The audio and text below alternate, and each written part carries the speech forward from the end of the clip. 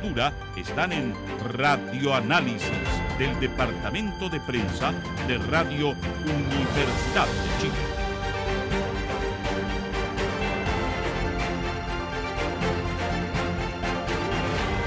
Son las 7:41. Bueno, la violencia política digital contra las mujeres es un fenómeno que lo vemos muy lamentablemente lo vemos en el caso chileno, pero que más lamentablemente aún no es solo un problema chileno, sino que afecta por de pronto al conjunto de nuestra América Latina.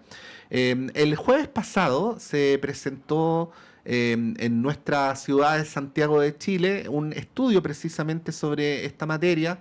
El título del estudio es Violencia política de género en la esfera digital en América Latina, elaborado por Marcela Ríos, que es la directora regional para América Latina y el Caribe de IDEA Internacional. Y Marcela muy gentilmente ha querido conversar con nosotros sobre este tema, así que Marcela, muy buenos días, como siempre, bienvenida a la radio de la Universidad de Chile. Hola Patricia, bueno, buenos días a todos que nos escuchan hoy. Sí, yo no sé qué tan cierto es esto de la idiosincrasia chilena isleña, Marcela.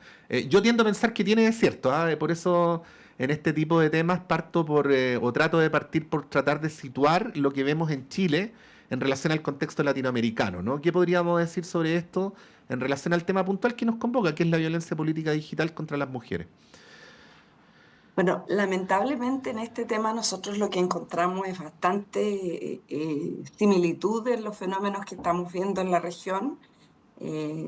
A pesar de las diferencias e idiosincrasias, vemos que el fenómeno de la violencia política en la esfera digital en contra de las mujeres es extendido. Vemos una tónica común que las mujeres tienden a ser las principales víctimas del acoso, del hostigamiento, de la discriminación en línea, y que además esa violencia, ese acoso, y hacemos un análisis de las distintas etapas y formas de violencia que vemos,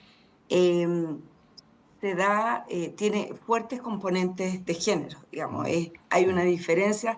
Muchas veces nos preguntan si los hombres no son también foco de violencia o hostigamiento, y sí lo son, en menor medida que las mujeres, pero además el tipo de acoso que reciben es distinto. El de las mujeres está claramente imbuido por sesgos de género que buscan volver a reproducir, por ejemplo, las diferencias de esferas públicas y privadas, tienen una intención de disciplinamiento o de expulsión de las mujeres de la esfera pública. Entonces, en eso en Chile vemos más rasgos comunes que distintos, si bien el lenguaje o las formas o el foco hacia qué tipo de mujeres puede ser algo idiosincrático, pero sí hay una comunalidad bastante grande en esto que observamos. Marcela, ¿cómo le va? Muy buenos días, Claudio le saluda por acá. ¿De qué manera se expresa esta violencia en la esfera digital? Bueno, en el estudio constatamos que hay un primer inicio de acoso que puede partir por cuando las mujeres hacen algún posteo, alguna publicación de campaña, por ejemplo, mujeres que están en campaña o mujeres que ocupan cargos de posición política y tienden a recibir insultos, comentarios negativos, comentarios respecto de su apariencia física, comentarios respecto de su sexualidad, su intimidad. Y esto va en aumento. Primero es algo como general, digamos, no focalizado, y luego pasan a ser ataques más específicos a esa persona.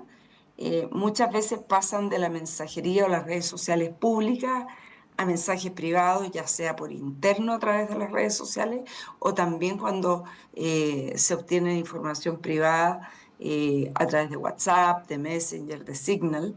Y estos ataques después empiezan a pasar a amenazas, como sabemos dónde trabajas, sabemos dónde estudian tus hijos, sabemos a dónde vas a estar hoy día. O sea, hay amenazas, digamos, respecto de encontrar a las mujeres. Se difunde información privada, por ejemplo, la dirección de las personas. Y en algunos casos vemos que esta violencia que se ocurre en línea se puede traspasar a la vida no en línea, sino que a la vida real. Tenemos varios casos en América Latina, por ejemplo en México, en Honduras, de mujeres que han sido atacadas físicamente durante campañas después de haber recibido constantemente acoso en línea. Sí. Marcela, bueno, parecería ser una obviedad decir que esta es una expresión del machismo, ¿no? Pero además esto ocurre en un contexto donde se viene peleando hace mucho tiempo por la paridad de género en América Latina, con resultados disímiles. En algún momento contigo mismo conversamos respecto a cómo en Chile veníamos de bien atrás tratando de ponernos al día. Ahora tuvimos la pésima noticia de las elecciones de gobernadores regionales. Me imagino que una consecuencia muy básica de esto es desalentar a que las mujeres participen en la política, ¿no?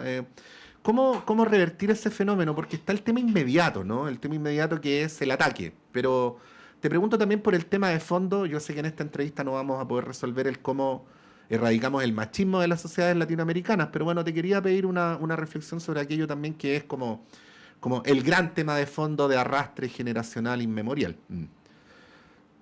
Bueno, Patricio, nosotros vemos que efectivamente esto tiene no solo un impacto en la vida privada o en la vida personal, las mujeres, no es algo menor, o sea, hay afectación en la salud mental, en la sensación de seguridad, en el desempeño en el trabajo, en las relaciones familiares y sociales, y también en la vida política. Y es una de las dimensiones que nos preocupa particularmente, porque esto no solo afecta a las mujeres individualmente, sino que genera un contexto adverso para el ejercicio de derechos políticos, para la representación y la participación de las mujeres. Las mujeres efectivamente, por ejemplo, cierran sus cuentas en redes sociales o Ujú. se inhiben de participar en los debates públicos. Muchas veces las mujeres pueden desistir de ir a una reelección o de perseguir, digamos, una candidatura producto de este acoso. Vemos que no necesariamente esto está asociado estrictamente a la representación, o sea, tenemos este tipo de acoso y violencia en países con poca participación de las mujeres y también en países que han alcanzado la paridad, como el caso de México o Costa Rica. Entonces, eh, en Chile, lamentablemente, como tú bien mencionabas, está dentro de un grupo de países que está lejos todavía de la paridad, no está dentro del grupo de países con los peores niveles de representación, pero sí está teniendo deterioros. Hemos visto eso en la última elección locales y regionales, donde queda en evidencia que sin medidas concretas, claras, no podemos, primero nos asegura que los partidos lleven a las mujeres, les den las mismas oportunidades que los hombres. Por Ujú. ejemplo, para gobernadores regionales, recordemos que solo el 23% de las mujeres de las candidaturas eran mujeres, o sea, los partidos tuvieron un claro sesgo hacia los hombres, además donde en un sistema donde se privilegia el cuidar a los incumbentes Ujú. siempre. Los incumbentes la vez pasada eran fundamentalmente hombres, entonces se partía en un mal pie y los partidos tradicionales con más oportunidades de ganar las elecciones llevaron más hombres que mujeres, por mucho, digamos. Ujú. Entonces, tenemos una agenda muy atrasada, necesitamos seguir trabajando en medidas para combatir la violencia. Nosotros en el estudio entregamos un conjunto de recomendaciones para los órganos electorales, para los partidos, para las organizaciones de mujeres, para los medios de comunicación, para las plataformas virtuales, pero también creo que tenemos en Chile en particular una agenda mucho más amplia, no solo para combatir la violencia, sino para volver a poner sobre la mesa la discusión, la importancia de la discusión de la paridad de género. Se presentó la semana pasada una propuesta de reforma política que hace una mención en el preámbulo y luego no hay ninguna propuesta en materia de representación de las mujeres. Por lo tanto, nos preocupa un poco abandono de esta discusión y pensamos que es muy importante volver a ponerla en el tapete. Ujú. Marcela, siguiendo lo que usted mencionaba al final, ¿existen actualmente herramientas, instrumentos legales que otorguen cierta protección a las mujeres ante este tipo de violencia o hay una suerte de desprotección o vacío al respecto? Efectivamente, porque en la región una gran cantidad de países tienen legislaciones. Primero, hay muchos países con legislación sobre violencia, en contra de la violencia política en general, ¿no? Empezó Bolivia siendo pionero en este tema en 2012, legisló para proteger a las mujeres de violencia política en particular. 12 países, como decía antes, ya tienen algún tipo de legislación. En la ley general de violencia que se aprobó este año en Chile también se incluyó la violencia política como parte digamos, de las formas de violencia contra niñas y mujeres. Y hay por lo menos 4 países que tienen legislación específica en materia de violencia política digital. Chile aún no tiene una legislación específica, pero está contemplado dentro de la legislación que se está discutiendo sobre temas digitales que está hoy día en discusión. Entonces, México, Costa Rica tienen legislación en este sentido y la OEA, a través de la Comisión Interamericana de Mujeres, la CIM, está preparando una propuesta de ley modelo para América Latina para que los países puedan adoptar una legislación común que haga frente, digamos, a los temas de violencia política digital.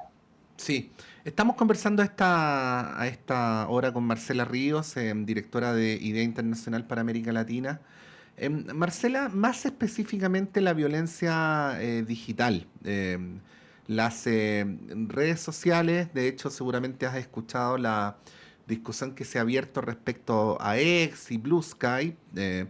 Las redes sociales en muchos casos son sindicadas hoy por hoy como lugares donde se revientan las democracias, ¿no? Donde se revienta la convivencia social y que no tienen, por ejemplo, las mismas regulaciones que tiene el funcionamiento de las radios, de los canales de televisión, digo, de los medios de comunicación tradicionales, ¿no?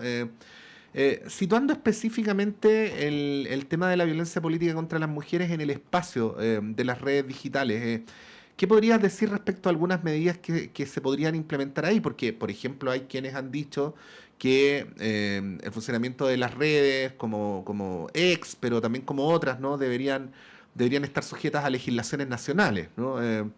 ¿Qué podrías decir al respecto? Mira, esta es una gran preocupación.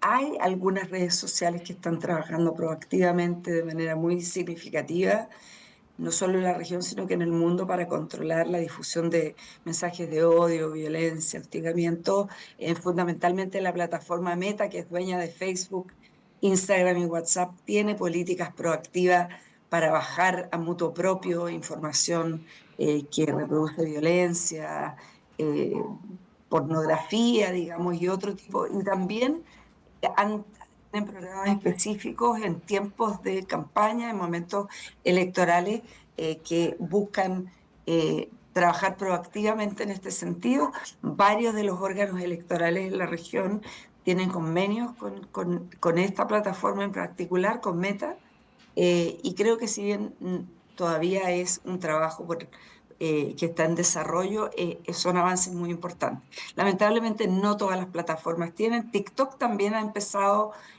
a trabajar en este ámbito, pero sabemos, digamos, toda la controversia que existe en torno a ex Twitter, donde no hay avances. Entonces, si bien es posible pensar en legislaciones nacionales y algunos países tienen, Brasil, por ejemplo, ha incursionado en una legislación muy fuerte para controlar el uso de la inteligencia artificial, por ejemplo, y el rol de las plataformas durante tiempos de campaña.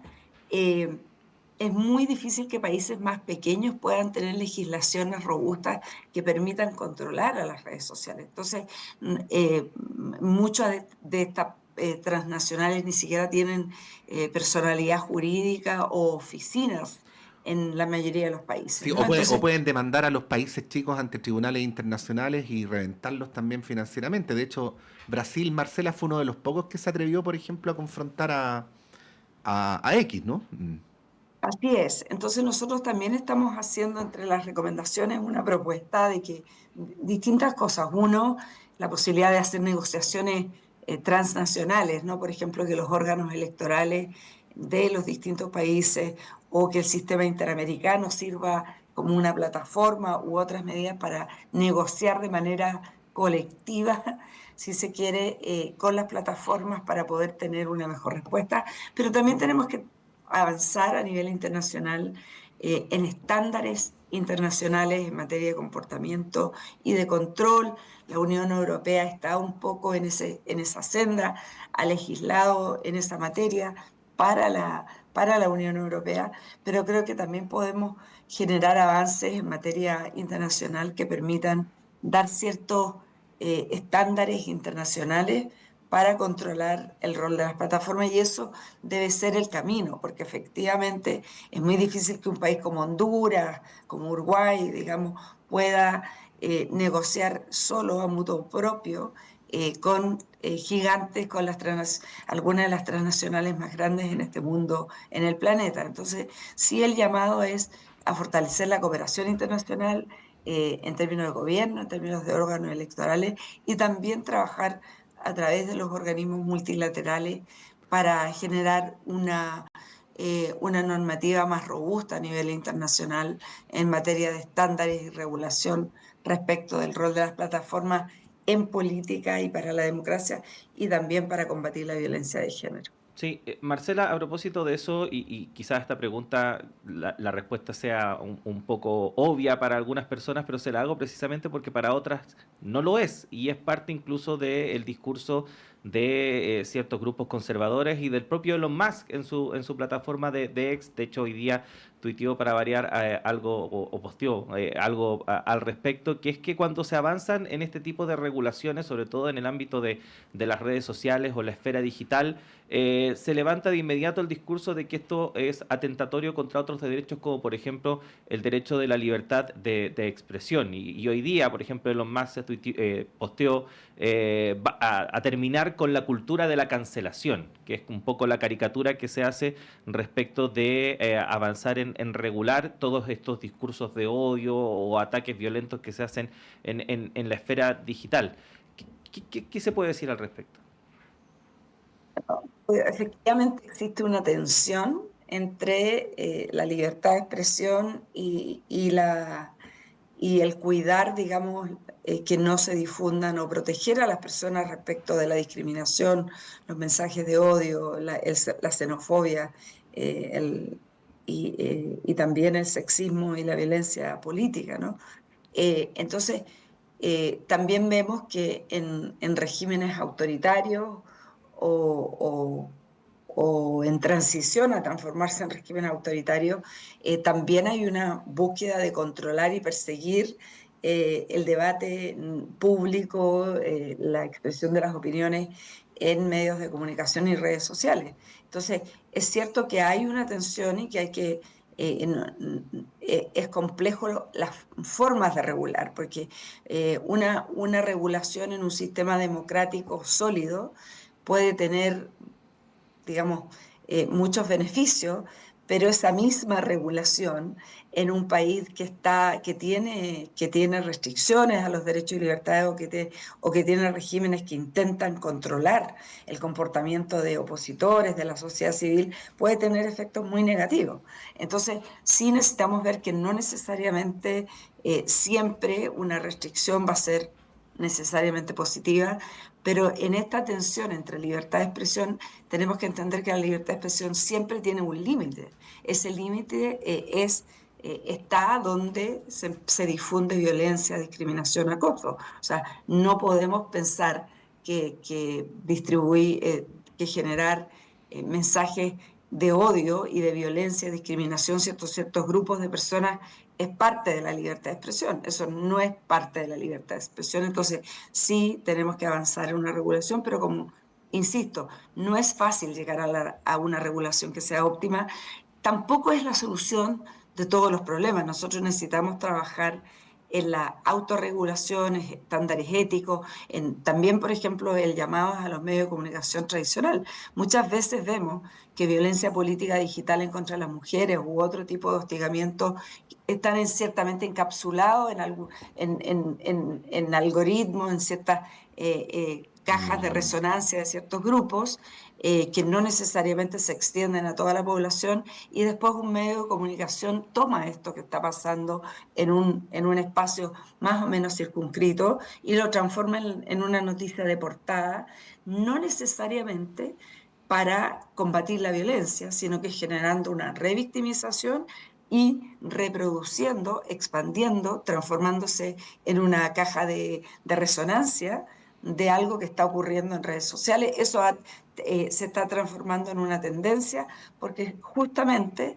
temas controversiales, digamos, persecución, despiertan el morbo o el interés de la ciudadanía, y muchas veces los medios de comunicación, para aumentar las visitas, los clics o las ventas, terminan reproduciendo. Entonces, este no es un problema que ocurra solo en las redes sociales, sino que está crecientemente teniendo una expansión a los medios de comunicación tradicionales. Sí, pues hemos visto varios ejemplos acá cómo se politizan cuestiones que son de la estricta vida privada de las personas, ¿no? Los embarazos de algunas dirigentes hace poquito, la salud mental de alguna parlamentaria por ahí, expuesta públicamente sin que tenga nada que ver con el debate político, ni que haga un aporte, esta misma participación de algunas políticas en estas plataformas de adultos que también son tratadas con morbo y no en la dimensión política, si es que hubiera algo que decir al respecto que mencionar, en fin. Marcela, antes de despedirnos, déjame por favor hacerte una pregunta vinculada con otro tema que nos tiene súper interesados y que tú dominas también y que hemos conversado tantas veces, que es el del sistema político. Seguramente viste la última propuesta de los senadores que ha generado harta discusión. Yo solo me quedo con algo que tú nos dijiste una vez, y ahí te doy la palabra para que tú te explayes libremente, ¿no? Que no debíamos hacer una vinculación directa entre el tamaño de los partidos o la cantidad de partidos y la gobernabilidad o el buen funcionamiento de los sistemas políticos. Bueno, te pregunto, ¿cómo ves encaminada la discusión por la deriva que ha adquirido en los últimos 5 o 6 días a propósito de la propuesta de los senadores? Bueno, a mí, o sea, yo creo que es muy importante una discusión sobre el sistema político. Llevamos mucho tiempo arrastrando temas que no se han resuelto. Lamentablemente, el fracaso de los procesos constituyentes impidió avanzar en algunos de estos temas, pero creo que esta propuesta planteada, mal llamada al sistema político, porque en realidad primero es una propuesta electoral, de reforma electoral, y es una pequeña propuesta de reforma electoral, y mi preocupación fundamental es que hay mucho relato en torno a esta propuesta, pero en realidad las soluciones que se plantean son soluciones bastante modestas, bastante pequeñas, y que no creo que apunten al fondo de los problemas, tal como planteas tú. Si la preocupación es cómo mejorar la gobernabilidad, cómo mejorar el desempeño, digamos, de la discusión legislativa, en sentido de que tenga más densidad, o que los gobiernos puedan contar con interlocutores, digamos, menos interlocutores, que se puedan tomar decisiones de manera más eficaz. Las propuestas que están sobre la mesa no necesariamente apuntan a ese problema. Nosotros podemos tener menos partidos, pocos partidos en el Congreso, quizás por ejemplo, con poner un umbral, y seguir teniendo partidos o bancadas altamente indisciplinadas, bancadas que son más de la mitad de sus integrantes que son independientes, que no obedecen ni a órdenes de partido, ni a ideologías, ni a programas. Entonces, no por tener más partidos o bancadas más grandes, tú vas a lograr que esas bancadas se comporten más disciplinariamente. Yo creo que, y la propuesta en contra de los díscolos va en el mismo sentido. Yo creo que hay un conjunto amplio de propuestas de cambio al sistema político, incluso solo electorales, que podrían tener un efecto mucho más directo, por ejemplo, en aumentar la disciplina, como tener listas cerradas, que es un tema esencial en la literatura y en el diseño de sistemas electorales para fomentar la disciplina partidaria, para fortalecer a los partidos. Creo que una agenda respecto de cómo disminuir la cantidad de candidatos independientes, que puede parecer algo poco popular, es algo relevante si queremos tener bancadas más disciplinadas, más ideológicas, más ordenadas. Entonces, y hay temas fundamentales que están fuera, o sea, toda la agenda de paridad de género es muy importante y no hay ninguna propuesta en ese sentido. O sea, hay un conjunto de temas, financiamiento de las campañas, o sea, hay muchas, digamos, ámbitos de mejora del sistema político, partiendo por cómo mejorar el funcionamiento de las bancadas, la disciplina partidaria al interior del Congreso, que son agendas, que son temas que no están en esta propuesta, y bueno, y preocupa por tanto que se quiera además pasar una propuesta en momentos preelectorales de manera muy acelerada, sin una discusión, digamos, a fondo. Yo creo que es importante y bueno, desde IDEA acabamos de lanzar con un conjunto de otras instituciones un documento sobre estándares democráticos para hacer reformas electorales, y una de las cosas que se plantea ahí es poder tener inclusión y también poder tener la participación de todos los actores relevantes. Entonces, yo esperaría que tuviéramos un poquito más de pausa, y también otro de los estándares internacionales que nosotros llamamos a tener en cuenta es poder poner ojo en la evidencia. O sea, ¿cuál es la evidencia? Acá hay propuestas que no necesariamente se basan en evidencia. Es como empezar a tomar una medicina contra una enfermedad sin escuchar la opinión del médico, sin escuchar la opinión de cuál es la enfermedad que se quiere atender. Entonces, creo que acá todavía esta propuesta requiere